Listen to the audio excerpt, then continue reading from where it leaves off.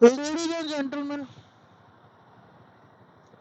welcome back to without a doubt the most consistent content YouTubing channel, content uploading channel on YouTube, and the most high effort channel as well. Obvious lie. Checked my. I know I promised that I'm gonna treat these videos as an SIP where you just invest the amount and you forget about it. But I obviously lied, and I have checked my video a couple of times in the past on the YouTube Creator Studio, but then I also checked it yesterday, and to my surprise, it still has zero views.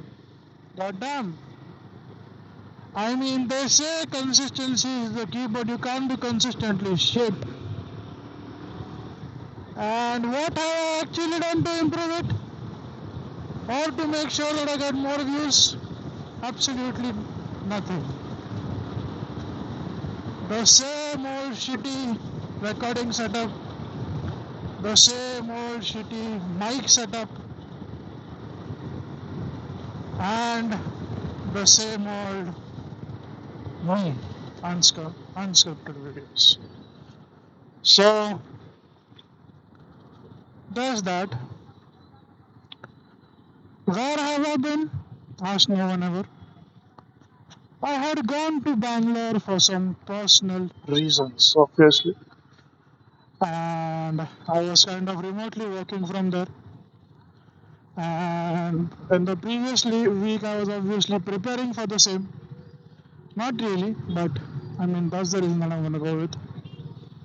And for the last 5 days, I've been in Bangalore, and I care about my content thing so much that the first thing that I did after coming back is record the video. I should get an applause for this.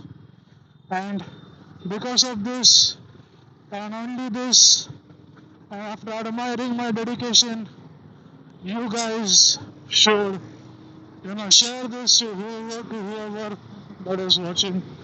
You should share this to anyone and everyone, and get tens of thousands of views and tens and thousands of likes. So let's get that done. Anyways, I went to Bangalore.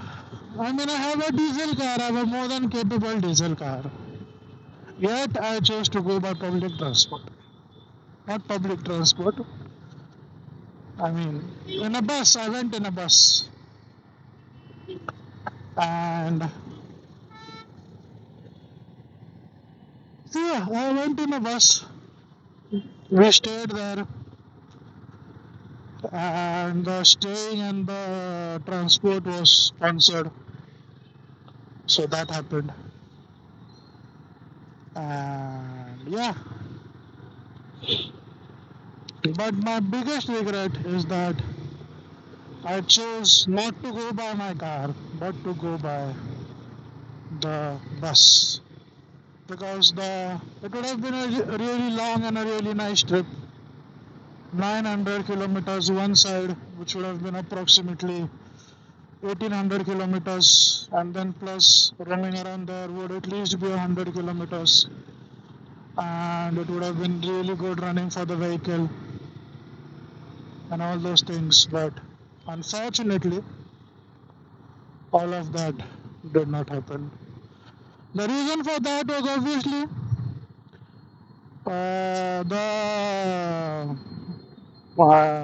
the people that I was going with, they didn't want to go with me driving, but they rather wanted to go by, by a public transport, and their and mine family members registered as well, and that's pretty much it.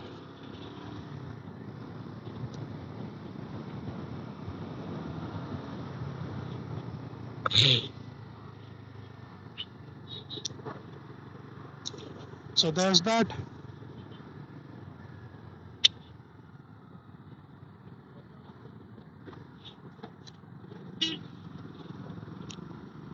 And I wanted to go by the car, but I couldn't go by the car, and that's the only thing I had to share. The ethanol blending in India is at all-time high. As per trusted sources, that is Instagram Reels,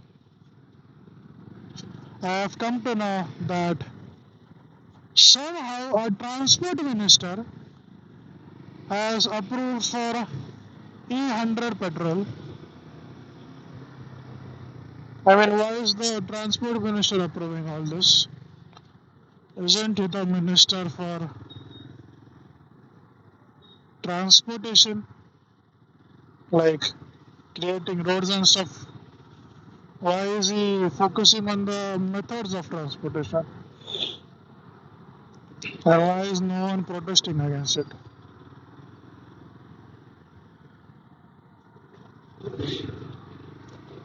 So E100 has now been approved, and I am going to say what every other vehicle automotive YouTuber and I'm going to say what every other vehicle automotive YouTuber is saying, that if you are planning to buy a car right now and there's not that much of an emergency, wait for at least another 6 months or 1 year until our government finalizes what they really want to do with the petrol thing. And so, like, if you were to buy a petrol vehicle today or a diesel vehicle today, you never know what amount of ethanol slash isobutanol blending is going to happen in the respective fuels. And that might obviously not be really healthy or really beneficial for your upcoming vehicles. And the graph really of the effect of this ethanol blending, let's talk about petrol vehicles. The graph of this ethanol blending in vehicles is really exponential. It's not like, let's say your vehicle is compliant with E10, and now you're using E20 fuel in it. So X amount of damage happens. So now if you add double blended, let's say E40 fuel in your vehicle, then the damage internally will be 2x. No, it's not like that. It's exponential. Increasing amount of ethanol blending increases the negative effects in non-compliant cars. As a matter of fact, even if you are using E20 vehicles and you were to, go with E30 blended fuels, you will, and let's say E30 fuel comes up, then obviously there will be negative effects of the same. The only correct way to navigate this is obviously to use flex fuel vehicles. Those have been launched in India. Not yet publicly available, but those have been launched in India. And so flex fuel vehicles are vehicles where you can use any amount of fuel, that is from 0 to 100 or at least up to 85. And actually this is not a really new or a really advanced technology. This is really a performance thing, to be honest, where in vehicles in vehicles in abroad countries, there are options to buy every sort of fuel. So naturally they are fit with a sensor, with a fuel sensor that determines what amount of ethanol is present in the vehicle, in the fuel, and changes the tuning of the engine accordingly. That has finally now started in India. So you need to wait until these flex fuel vehicles roll out, or the safer option is to go for diesel vehicles if you are to like if you are to buy, you know, if you if you are fixated in buying internal combustion vehicles, then you should go for diesel is what I think, because let's assume for some time that the government is not in our favor and is really in their own favor, and they want to just flourish their own businesses, so they'll obviously think of themselves first. If I were to retaliate against Mukesh Ambani, then Mukesh Ambani will ignore me. But if, let's say, Ratan Tata, late Ratan Tata, or who's that, Adani, decides to revolt against Ambani, then obviously they'll take him seriously because they are people of the same stature. With that being said, let's say now out of the 100% diesel vehicles present in India, 70% of the vehicles are used for commercial purposes. These are either transport vehicles or vehicles of politician people or vehicles of other people, like transport and all those things. So those obviously will face a greater hit, because these vehicles are like, let's say, the bus in which I went to Bangalore. That bus is of 2.2 cr, and it has only been bought like 3 years before, because it was launched 3 years before. So it must have been bought only 3 years before, and because of, and like for these particular people, immediately shifting to, like, let's say, 15% blended diesel, it will be really difficult, and it will have really negative impacts on them. It will increase the running cost and all those things, and since these huge businesses will now retaliate, the government will have to act accordingly. So there's that.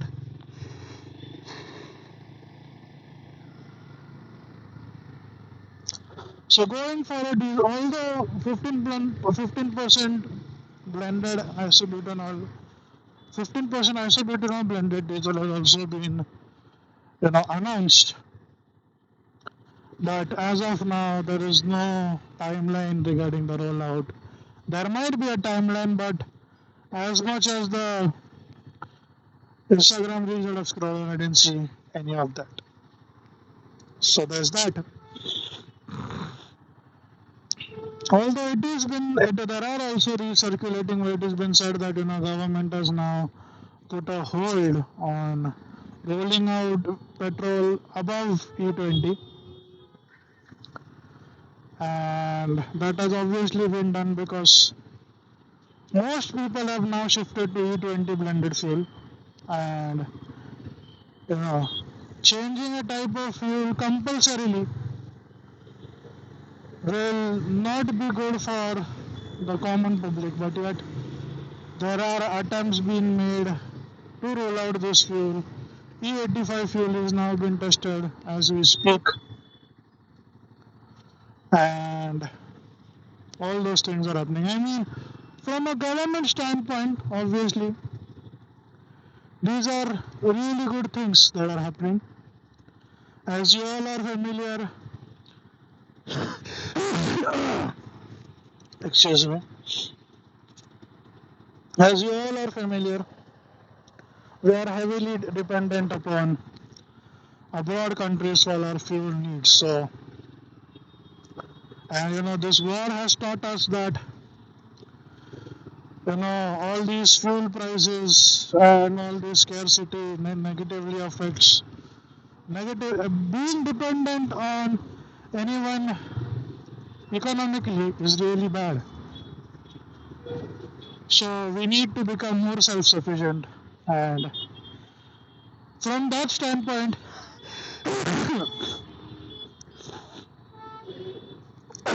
from that standpoint, it's a really good initiative, if you were to ask me. Why is this happening? Anyways, increasing ethanol blending. Ethanol is obviously generated to sugarcane. Increasing ethanol blending will reduce our fuel dependency on external countries, and obviously E100, which is 100% ethanol, will obviously be really good for our economy as such. But yeah, whilst it is really important, you also need to consider the fact that what is the current state of affairs in our country, which vehicles are currently being used, and what is the best possible way to roll this out. You can roll it out, you can start giving ultimatums to automotive manufacturers to make compliant vehicles, and the automotive manufacturers are also smart cunts.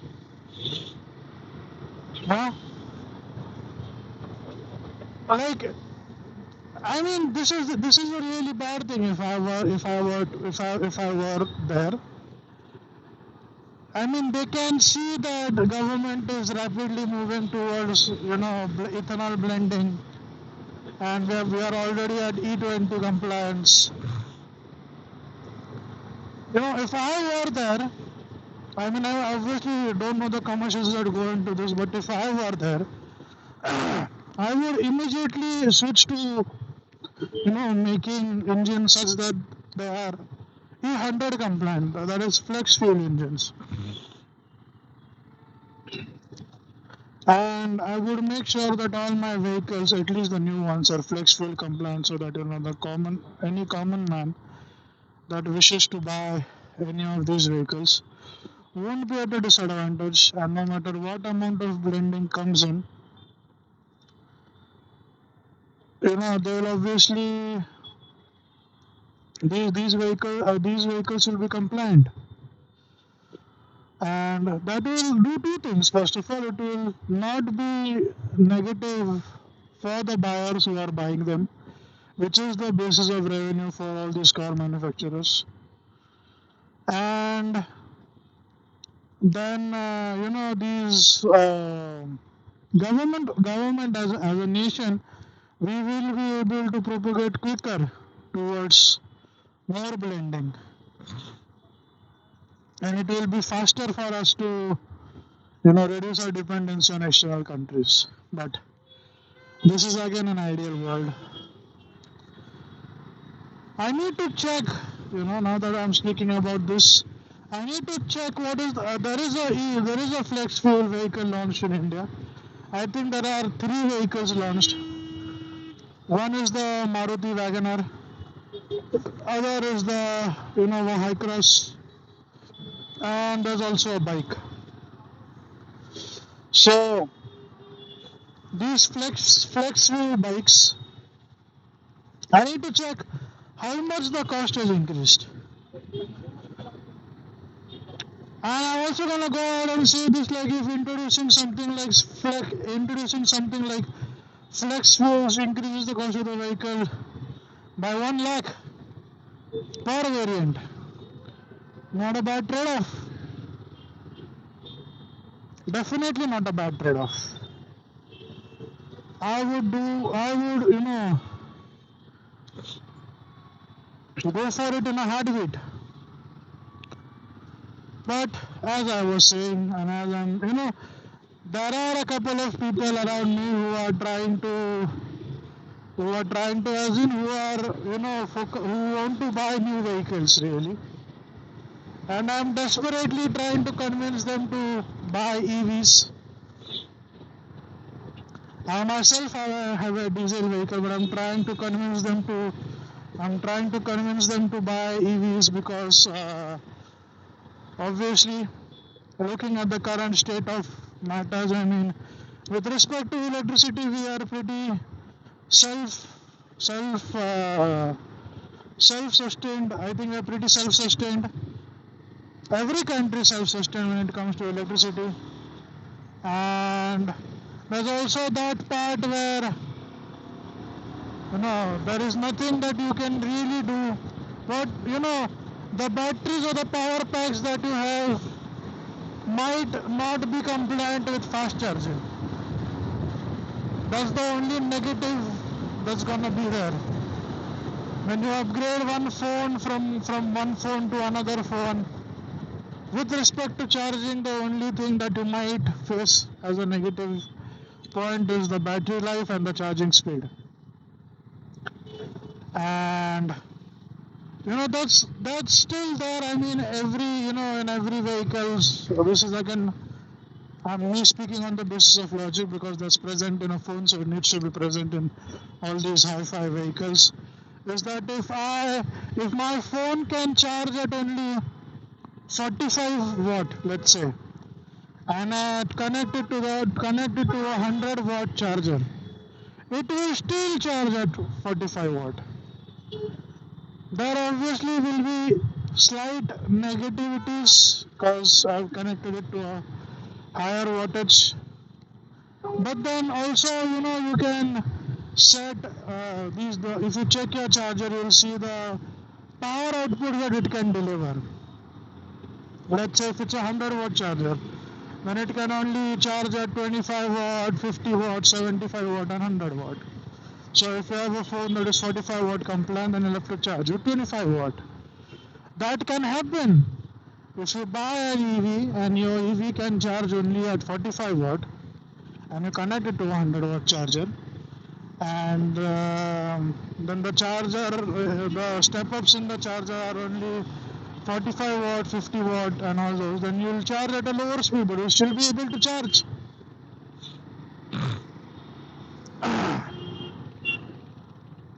I mean, yeah, this will be like a end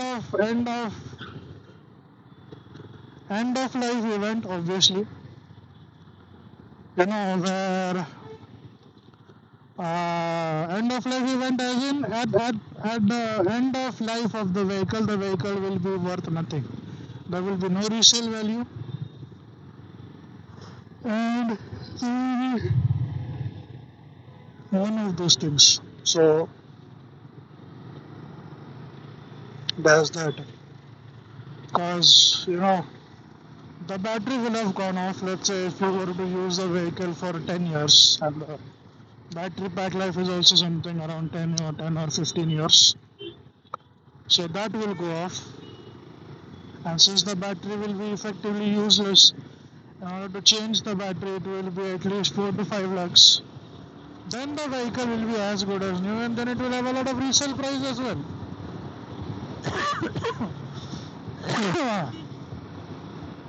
But there's that. I mean, if once you were to buy the vehicle, you will have to keep that vehicle. And if you were to upgrade to a newer vehicle, then whether or not you will get a good price on your current vehicle, this is in terms of EV, is not guaranteed.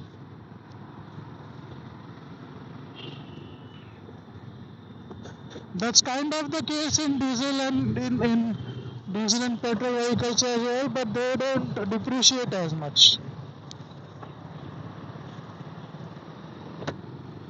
So there's that.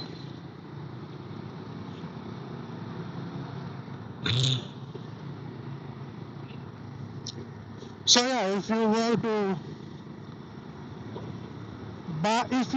to buy a vehicle and let's say it's really urgent and like there are things stopping because of it, I would recommend you to buy an EV because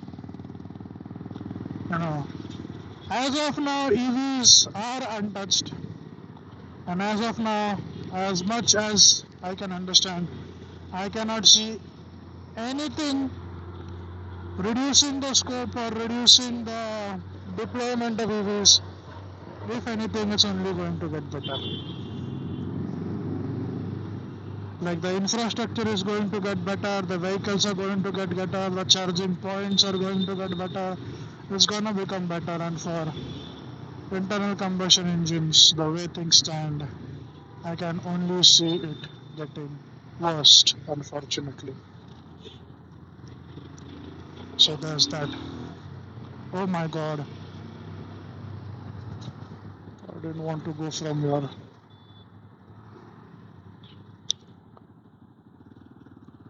So yeah, there's that. That's pretty much the yeah. So the point that I was trying to make is if you are in the game of buying a vehicle and let's say there are work stoppages, then buy an EV.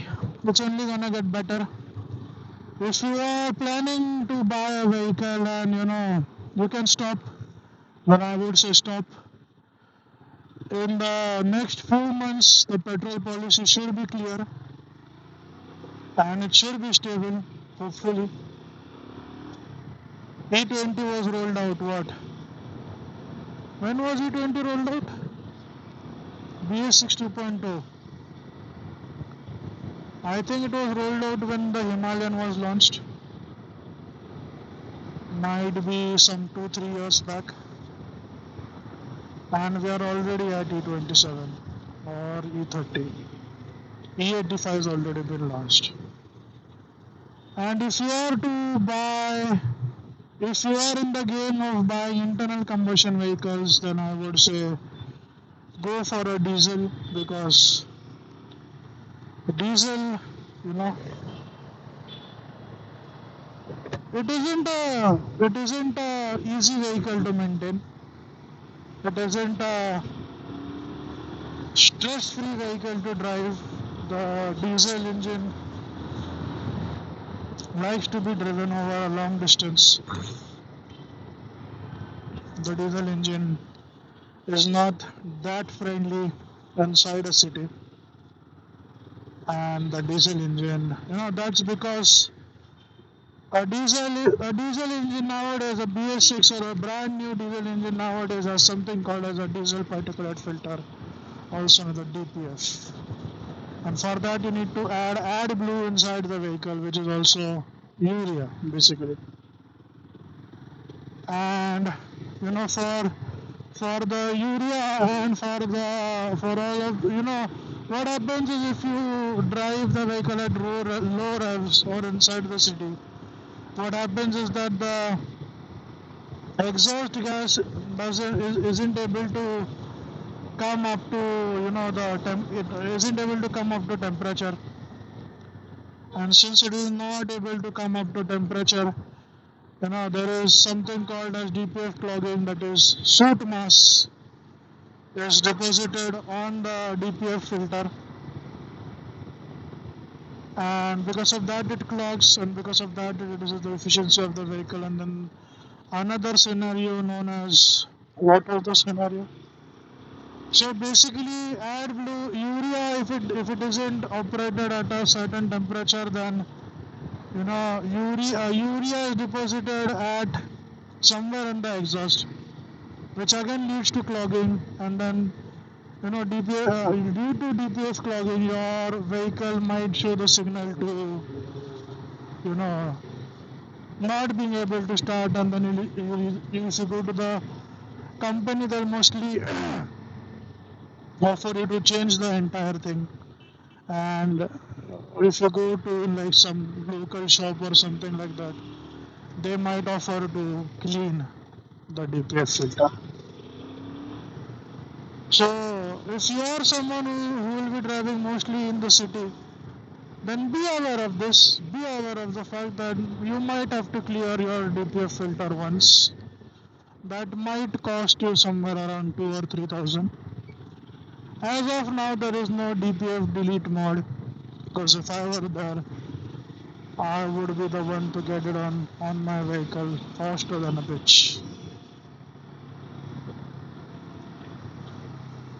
So that's the current state of affairs of the automotive industry. It's really scary. It's scary for me, to be honest. It's scary as far as I'm concerned. I am developing slight regrets about my decision as well. If at that time this scenario was as clear, I would have definitely gone for an EV. It would have been expensive for me, but I would have still gone for it. And yeah, that's really the story.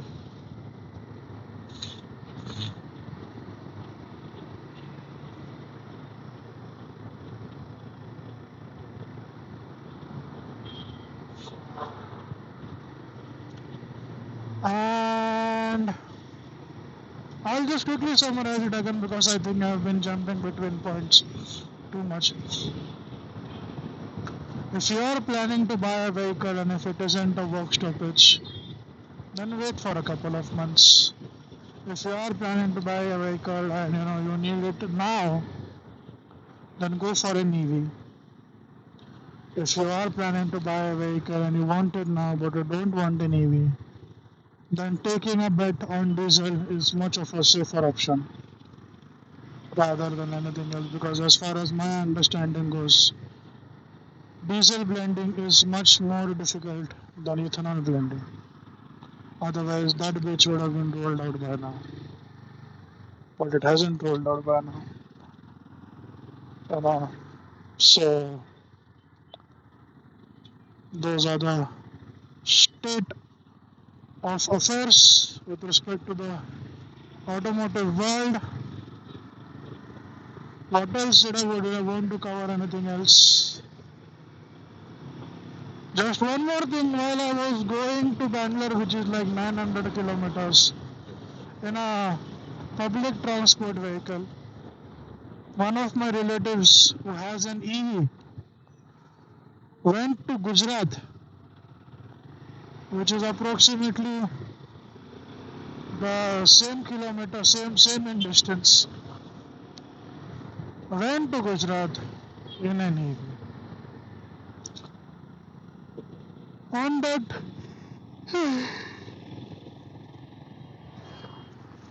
and here I am with a 2.0 liter diesel manual going to a nearby place in a public transport when I myself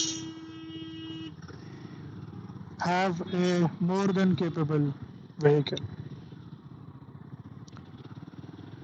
And on that disappointing note, thanks everyone for tuning in.